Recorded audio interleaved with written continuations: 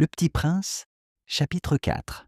J'avais ainsi appris une seconde chose très importante, c'est que sa planète d'origine était à peine plus grande qu'une maison. Ça ne pouvait pas m'étonner beaucoup. Je savais bien qu'en dehors des grosses planètes comme la Terre, Jupiter, Mars, Vénus, auxquelles on a donné des noms, il y en a des centaines d'autres qui sont quelquefois si petites qu'on a beaucoup de mal à les apercevoir au télescope. Quand un astronome découvre l'une d'elles, il lui donne pour nom un numéro. Il l'appelle par exemple l'astéroïde 3251. J'ai de sérieuses raisons de croire que la planète d'où venait le Petit Prince est l'astéroïde B612. Cet astéroïde n'a été aperçu qu'une fois au télescope, en 1909, par un astronome turc. Il avait fait alors une grande démonstration de sa découverte à un congrès international d'astronomie. Mais personne ne l'avait cru à cause de son costume. Les grandes personnes sont comme ça.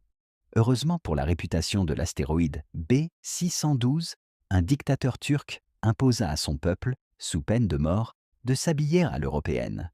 L'astronome refit sa démonstration en 1920, dans un habit très élégant. Et cette fois-ci, tout le monde fut de son avis. Si je vous ai raconté ces détails sur l'astéroïde B612, et si je vous ai confié son numéro, c'est à cause des grandes personnes. Les grandes personnes aiment les chiffres. Quand vous leur parlez d'un nouvel ami, elles ne vous questionnent jamais sur l'essentiel. Elles ne vous disent jamais quel est le son de sa voix. Quels sont les jeux qu'il préfère? Est-ce qu'il collectionne les papillons? Elles vous demandent quel âge a-t-il? Combien a-t-il de frères? Combien pèse-t-il? Combien gagne son père? Alors seulement elles croient le connaître. Si vous dites aux grandes personnes « J'ai vu une belle maison en briques roses, avec des géraniums aux fenêtres et des colombes sur le toit », elles ne parviennent pas à s'imaginer cette maison. Il faut leur dire « J'ai vu une maison de 100 000 francs ». Alors elles s'écrient « Comme c'est joli ». Ainsi, si vous leur dites « La preuve que le petit prince a existé, c'est qu'il était ravissant, qu'il riait et qu'il voulait un mouton. Quand on veut un mouton, c'est la preuve qu'on existe. » Elles hausseront les épaules et vous traiteront d'enfant.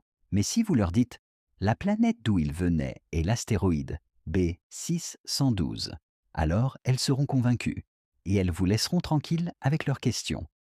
Elles sont comme ça. Il ne faut pas leur en vouloir. Les enfants doivent être très indulgents envers les grandes personnes. Mais, bien sûr, nous qui comprenons la vie, nous nous moquons bien des numéros. J'aurais aimé commencer cette histoire à la façon des contes de fées.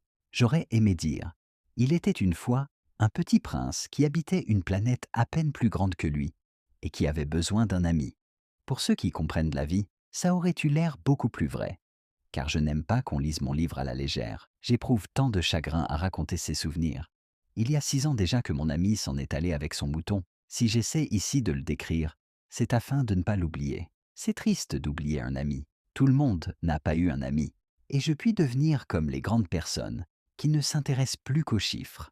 C'est donc pour ça encore que j'ai acheté une boîte de couleurs et des crayons. C'est dur de se remettre au dessin, à mon âge, quand on n'a jamais fait d'autres tentatives que celle d'un boa fermé et celle d'un boa ouvert. À l'âge de 6 ans, j'essaierai bien sûr de faire des portraits le plus ressemblants possible. Mais je ne suis pas tout à fait certain de réussir. Un dessin va, et l'autre ne ressemble plus. Je me trompe un peu aussi sur la taille. Ici, le petit prince est trop grand. Là, il est trop petit.